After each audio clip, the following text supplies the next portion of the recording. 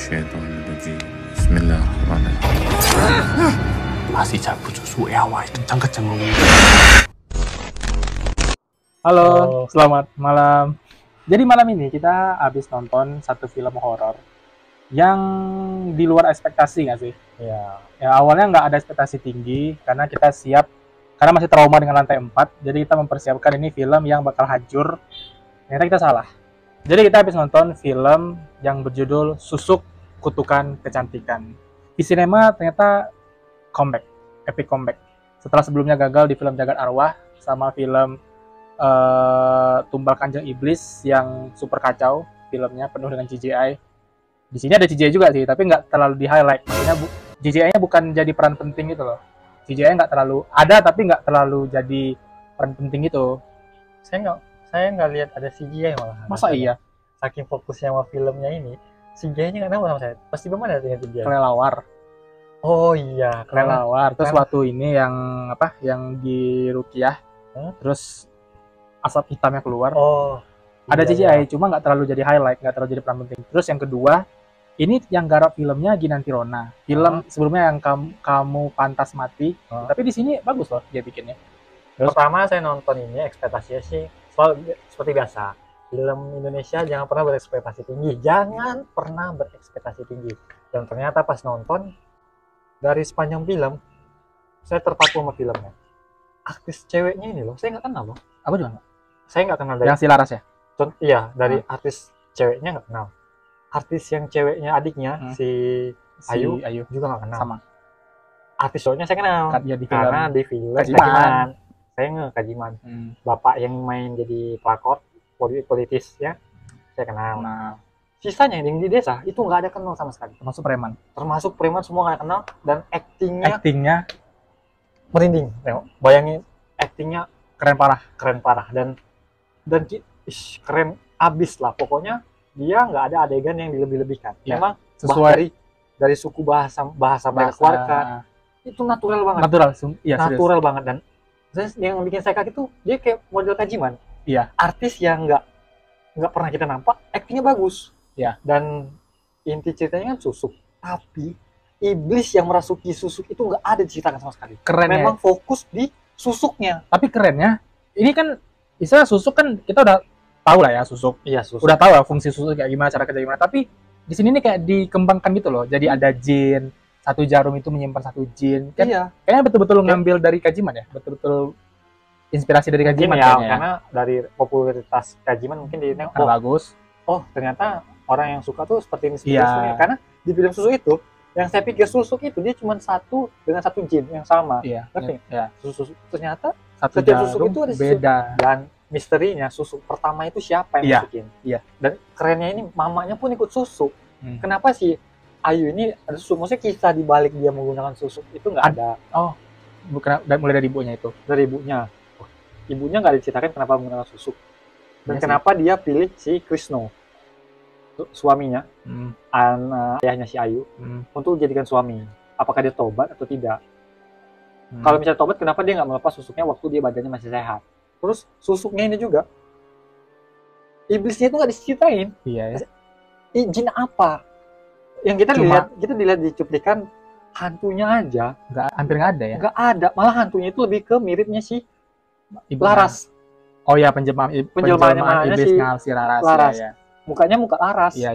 Dan wah, keren sih. Maksudnya jam scare dikit nggak ada, tapi terasa gitu loh horor. Iya. Dan kayak setiap adegan tuh kayak jam scare. Ternyata nggak ada jam scare. Iya. Dari segi acting, horornya, terus pembawaan ceritanya menarik. Rapi banget. Nggak ada yang kopong satupun. Nggak. Jelas. Transisinya oke. Ya. Mungkin yang kopongnya itu di adegan si Prasetyo, si dukun yang sok jago itu datang di saat terakhir. Yang konteksnya siapa yang manggil itu kita nggak tahu. Si bapak si Ayu. Bapaknya si Ayu, tapi dengan kok bisa tahu gitu loh. Maksudnya apa hubungannya? Oh, maksudnya kenapa bapak ini bisa tahu harus manggil si Pras? Atau mungkin ya kan dia terkenal sebagai ahli susuk. Sedangkan si ini aja bapaknya taunya si Suwardi yang udah meninggal 1 tahun yang lalu. Ya juga. Si Pras nggak ada.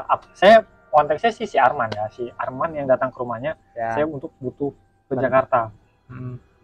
Itu dia ngomong sama bapaknya nggak sih? Iya, ngomong bapaknya. Dan saya pikir di situ dia bilang suruh jemput si Pras. Oh, kayaknya sih.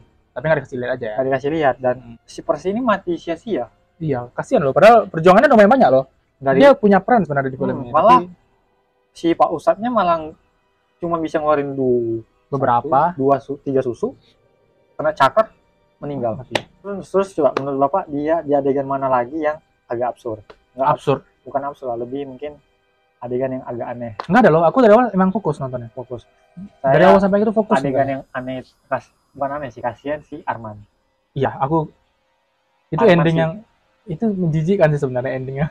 Arman ini kayak udahlah perutnya ditusuk, bantu gali kubur, gali kuburnya salah. Nggak apa-apa. Pindah gali kubur kedua, Nyetong. Sap. Si Ayu ini diserang, sap, Ayu Macan. Terbang lah kan si Larasnya kan, senang. Laras, leher satu ya, leher kanan ya. Sap, berhasil lepas. Nyerang si Ayu, sap, Laras, mati. Yang bikin agak boring itu karena waktu penempatan kita nontonnya Disusukin nih? Iya, jam 9. Oh iya. Karena Udah jam-jam capek ya? jam capek, ngantuk kan. Dan ini sih poin pentingnya. Apa? Mereka berani ngeluarin 17 rate. Maksudnya? Di film ini 17 rate. Adegan si Arman dan si Laras melakukan adegan cium-cium. Wow, keren. Udah mulai orang Indonesia berani bikin kayak gitu. berani. Dan di sini nggak ada namanya konteks cinta nggak ada konteks agama. Semua pure mistis ilmu. Nggak ada nggak sih? Nggak, maksudnya agama yang memenangkan. Oh iya. Biasanya setiap film itu ada menangnya karena agama. Ada ustadz meruqyahkan orang. Banyak mayat-mayat. Maksudnya ceritanya agak ini ya, agak dimenangkan satu sisi ya. Kenapa? Karena banyak orang-orang yang terbunuh untuk menyelamatkan satu orang aja gitu. Sedihnya di situ sih. Nyeseknya. Tapi ya itu bagian dari emosional cerita. Tapi aku jujur film ini emosional loh. Maksudnya bukan sekedar horor aja. Kayak apa ya? Ketahuannya kalau yang si bapak ini ternyata bapak kandungnya si Ayu. Kalau yang kayak si Arman yang kepergok sama si Ayu padahal itu salah paham kan. Itu agak emosional sih. Dan transisinya, Pak. Pergerakan gambarnya. Bukan pergerakan gambar dan pengambilan momennya. Iya. Tapi aku paling suka pas adegan ini, adegan Aik Macan. Wah, ya. Itu shoot pengambilan gambarnya keren sih. Keren. Aku paling suka pengambilan gambar kayak gitu. Dan acting mereka, Pak. Keren ya. Keren habis. Si Pras pun keren. Preman juga. Preman dapat kali Wak ekspresinya. Saya pengen kesel kali sumpah sama preman ini, pengen matikan aja preman itu. Tapi akhirnya kita terpuaskan. Udah tabrak aja. Iya. Tabrak aja. Tapi betul-betul adegannya itu sesuai yang kita mau ya.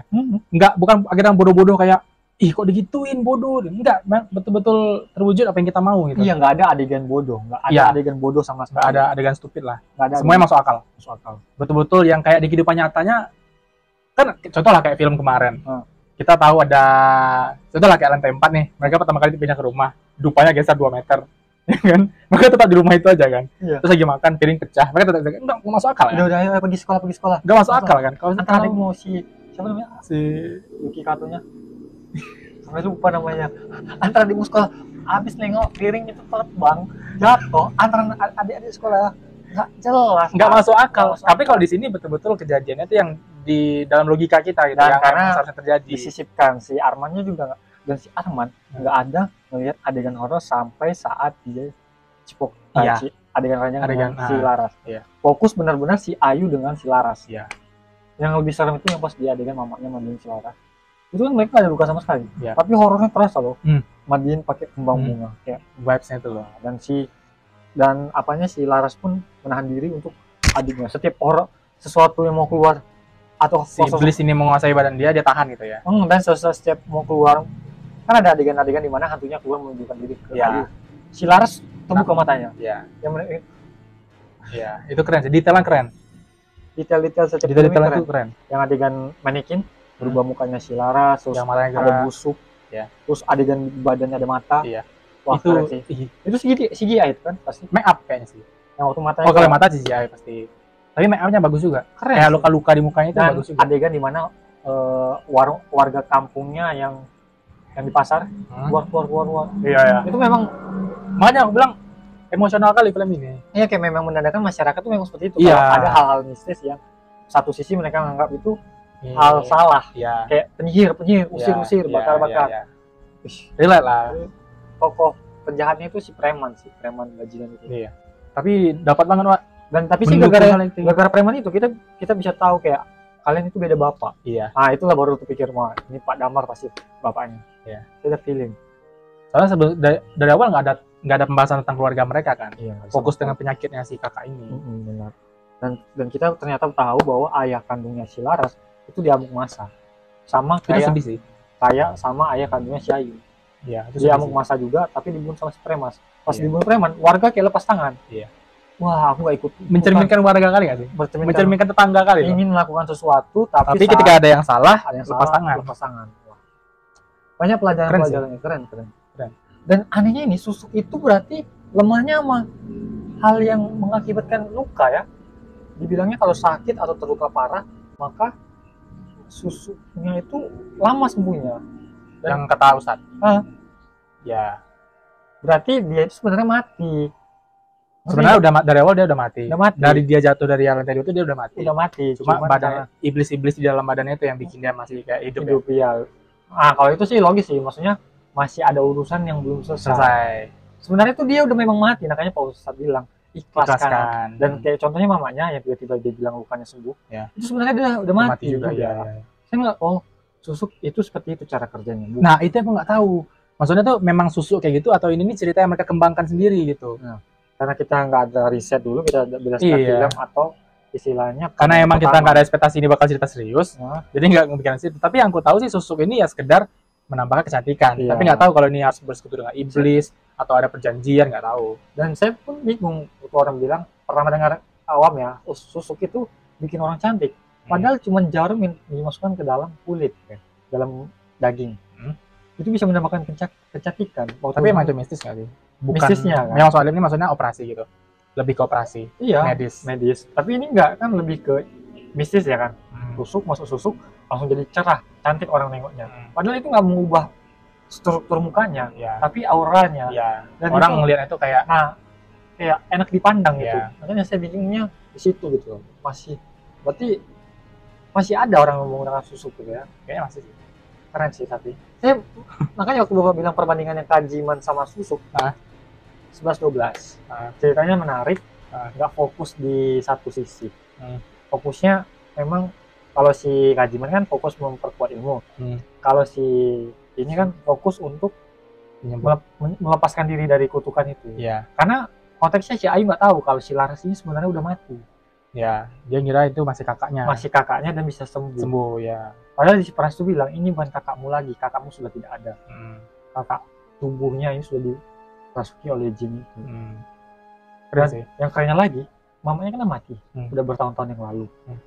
Waktu dia masih kecil, waktu dibuka masih cantik. Iya. Bayangkan. Efek susuknya ya. Efek susuknya. Sekuat itu efek susuk. Sekuat itu sosoknya. Makanya detail-detailnya keren. Dan tapi kok nggak paham kenapa bisa Laras ini selesai dengan cara dikuburkan dengan ibunya. Atau mungkin aku kelewat detail atau aku nggak ngeh. ini si Kan dijelaskan sama si itu tuh, si bapaknya. Suwardi memasang Susuk di kepala bukan ibunya. Membantu melepaskan sisa susuk di ibunya. Namun cuma satu sama kasusnya. Dia pasang kain apa di batu nisannya itu kayak apa tadi dia bilangnya? Bendeng ya. Pokoknya dia pasang bendeng. Pokoknya dikuburkan itu pakai ritual, kan dia bilang. Oh iya. Dia bilang ada ritualnya. Nah, ritualnya hanya Suwardi inilah yang tahu. Di cerita kita kan nggak tahu. Nah, dan kita juga nggak tahu si Pak Dharma ini tahu dari mana dengan menguburkan bahwa dari itu bisa hilang.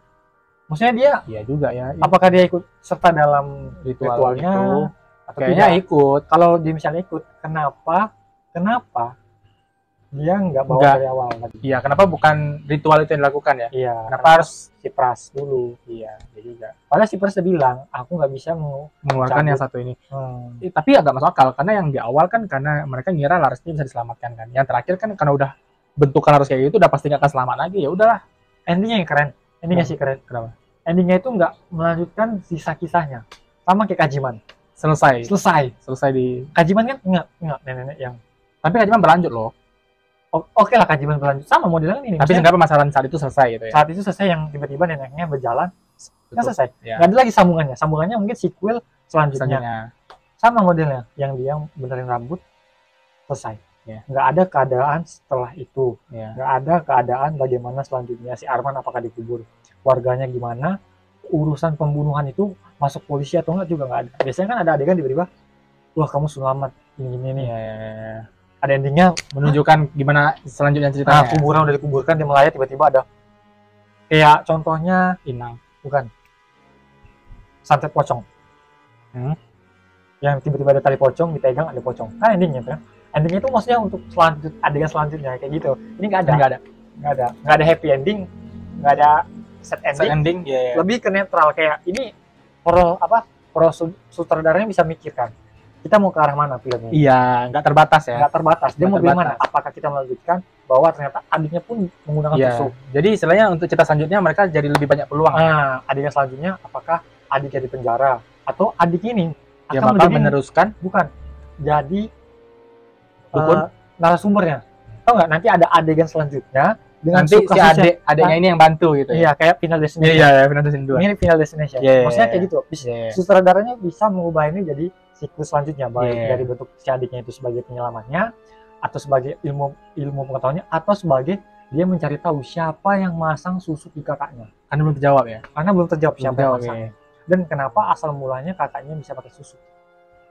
Karena ini nggak sih, karena kerjaannya nggak sih? PSK. Ya. Tapi kan nggak diceritakan juga kenapa kakaknya milih jadi PSK. Karena kehidupan di kampung nggak sih? Di kampung. Karena kehidupan di kampung. Kan biasanya kan orang ke merantau kan untuk memperbaiki hidup. Tapi ya, ternyata di ibu kota besar kehidupan yang sulit. Iya, dan si Arman juga siapa gitu. Arman kawannya. Nah, maksudnya kisah dengan Arman ini kan kisah cintanya juga. Ya enggak. Maksudnya, cuma segera cerita perbincangan aja, nggak ada adegannya. Nggak ada adegannya. Dan si politis itu ternyata cuma sampingan. Iya, penjahat. Padahal dia penyebab masalahnya ya. Penyebab masalah dia. Dan kenapa jatuhnya, berarti efek samping dari susuk ini jika mati tubuh kita diambil oleh iblis itu. Iblis yang mana? Dari susuk yang paling kuat, yang terkuat. Kan dia bilang ini. Tapi kurang puasnya ini iblis terkuat ini siapa? Iya. Nggak dikasih lihat kan? Karena waktu adegan pengeluaran susuknya itu banyak jin-jin yang keluar. Ada yang kelawar, ular. Terus ada kayak nenek-nenek. Ada binatang juga nggak sih? Iya, makanya. Ada binatang. Banyak lah pokoknya macam-macam. Tapi yang terkuat ini nggak tahu siapa. Atau yang di pintu itu nggak sih? Iya, di pintu itu kan juga nggak dinapain mukanya. Iya. Lebih ke mukanya si Laras. Iya. Karena kita nggak tahu wujud iblisnya apa, siapa namanya. Nah, itu sutradara mungkin memikirkan di situ. Kayaknya sih. Jadi lebih peluang mengembangkan cerita lebih besar. Iya, dan pembagian ceritanya, saya pikir si Ayu ini menyukai si Arman. Adegan makan itu. Kayak dia tergagum gitu. Wah, ini cinta segitiga nih. Ternyata enggak, lebih kekaguman gitu. Ya, karena ada banyak bantu. Tapi emang Arman mati itu kayak sakit. Kenapa gitu? Udah kena tusuk. Yang bikin adegan lawan sih itu lah, yang dia bongkar kuburan. Dia bongkar kuburan nih. Padahal itu nggak ada niat bercanda, nggak ada niat ngelucu sih, tapi lucu aja bayangkan gali kubur loh. Berapa capek gali kubur? Gali kubur terus tiba-tiba kata si Ayu, si bajingan ini, yang ini, hah? Terus kamu yakin itu benar? Iya. Mungkin dalam hati Arman, anak asuh buat tadi lu usir, udah bolong, udah diusir, jadi tukang gali kubur. Salah pula. Habis digali, mainnya gerak dikit. Tahu terbangnya ke Ayu, gue nyelamatin adik lu, digigit. Udah kayak pampir. Aing macan harimau putih kalah. Iya. Jadi kita nggak tahu sosoknya siapa. Harimau putih kayak gitu bentuknya, ya kalah lah. Yang patung harimau putih itu yang gitu. Mata beleng. Kalau dipikir-pikir ya, horornya dikit loh kalau kalian. Kalau ngomongin hantu ada, tapi nggak terlalu penting, bukan senjata utamanya lah. Iya. Gitu. Dan kalau dipikir-pikir, kalau kita ingat-ingat ulang, horornya dikit loh rasanya. Dikit kali kayak. Lebih ke misteri ya sih? Misteri. Drama misteri ya? Drama misteri. Dan yang adegan yang paling serem itu apa coba? Yang waktu dia ke kolong kasur. Oh iya. Terasa. Iya. Terasa karena setiap momen pergantian yang kayak ada bawah habis naik ke atas, bawah, atas. Sebenarnya biasa kan? Maksudnya film horor banyak juga yang adegan kayak gitu, tapi yang ini apalagi pas tiba adegan ya yang dia megang tangannya tiba-tiba, tau nggak? Kan kaki nih nggak ada, atas juga nggak ada. Tiba-tiba pas di belakang, tiba-tiba dia muncul. Ya. Baru dia jatuhin kendi. Ya. Nah, itu kan hantunya cuma megang tangannya doang. Dan nggak ada luka apa-apa. Iya. Tapi dapat kagetnya. Ya, keren sih. Sampai ada yang orang bioskop bilang, aduh, aku mau Nandera. Siapa? Ada cewek. Saya udah nengokinnya. Anjir. Jam scare nih, jam scare. Tapi nggak ada jam scare. Dipermainkan gitu loh. Adegan, tau nggak adegan si Laras yang matanya terbuka kayak nunjukin gitu? Mirip film Nggak bisa kan? setan. Yang si ibu yang sama adegan nenek di rumah sakit. Ya, Itu bagus sih. bagus. Itu mirip Yang di rumah sakit. Insidious. Oh, jadi merinding loh saya mikirnya. Iya. Saya merinding loh. Iya. Merinding loh. Karena adegannya tuh kayak. Tapi yang lebih keren lagi kalau dia di pojokan. Keren lagi kalau hantunya itu beneran di pojok. Tapi ini nggak ada ya. Dia berdiri depan Laras kan. Iya. Dan itu pun Laras kan. Iya. Hampir Bayangannya. Iya. Pokoknya dia berdiri di pojokan kayak falak. Oh. Iya. Habis itu Bayangin aja dulu. kayak falak, diam, terus udah nunjukin mata, terus udah hilang. Iya. Adegan selanjutnya. Itu malah yang lebih serem ya daripada Karena yang kita mikirin, wah, siapa itu? Iya, daripada yang jump scare Karena dengan tau nggak adegan Insidious yang falak berdiri doang, yang tiba-tiba dia masuk ke ruangan sebelah, falak Conjuring, ya. Yang tiba-tiba dia di lorong, Iya. berdiri, itu jalan. terus jalan ke samping masuk ke ruangan, Iya. terus tiba-tiba di situ. Masuk ke lukisan ya. Itu udah Itu dia nggak dia nggak nggak ada jump scare, ngagetin, nggak ada nggak ada musik-musik, tapi suasana kena yang dia horornya bawa. itu yang Wah, bagus. merinding. Aku merinding ngebayanginnya. Merinding. Karena Conjuring itu film horor Terbaik bagi ya. saya yang serem sih. Iya. Drama misteri. Rating. Rating. Aku 9,8/10. 9,8. Karena yang bagus saya sih Sama 9,8 juga. enggak 9,8 sih. 8,5 lah. Karena apa yang bikin kurang? Karena saya nontonnya bagus, cuman enggak karena udah lebih tinggi kajimannya. Saya lebih suka kajiman dibanding ini. Ya, aku juga sih. Karena Karena Kajiman ada sosoknya, iya, ada makhluknya. Kita maksudnya kengerian tuh komplit gitu. enggak apa-apa lah, 9 lah. Karena saya suka ceritanya. Film ini. Enggak. Maksudnya kalian nonton ini enggak sia-sia. Iya. Kalian Nggak akan ngasih rate rendah juga sih. nggak ngasih dan kalian nggak ngamburin duit lah. Kalian apalagi kan ada promo nih, beli satu. Nah, belinya kalau bisa sebelum jam 12 sudah siang. Karena kalau ada jam sore tuh Nggak lagi promonya. nggak ada promonya. Dan nggak bakal sia-sia sih buat nonton ini. Maksudnya untuk hiburan oke lah. Oke. Untuk cari suasana horor oke juga. Tapi kalau kalian untuk mencari yang jump scare kayak habis film habis maghrib yang banyak jump scare-nya, itu nggak ada. Wajib Untuk nonton. yang belum nonton wajib nonton. Yang udah nonton gimana menurut kalian? Komen di Komen. bawah. Jangan lupa like dan subscribe. Bagi yang ingin mencari keabsurdan bisa nonton lantai 4, ada di bawah sini ya. Bisa di Linknya di description ada box. di link. Maklumi suara mic yang pecah karena emang filmnya sepecah itu. Dan maklumi juga dengan tata cara bahasa kami yang nggak mengikuti alurnya karena ini spontan. Habis nonton bikin konten, sekarang udah jam berapa? Jam 12 malam. Jam 12 Setengah satu nggak sih sekarang? Setengah satu dan mata saya sudah ngantuk. Saya tidak bisa mengeluarkan ekspresi apa-apa karena besok kerja dan harus memfotokopi banyak sekali. Malah curhat ya. Buahnya budak korporat Bushanda. Oke guys, Udah gitu aja. Bye bye. Penutupnya. Bushanda. Masih hidup loh. Orang lewat di depan kan. Ngapain anjing Mending dulu? lewat orang daripada maksum lewat. Wah, merah. 1, 2, 3. Take action and set up. Ini kita pakainya karena suara pelan ya. Ini kucing gua namanya Leon. Nama siapa? Leon. Leon. Namanya Leon. Burit itu dong, burit. Hah? Burit nih. Ini belum dikebiri. Ya, udah mulai lah. Halo guys, selamat malam. Kembali lagi di duo review kita. Duo BJ.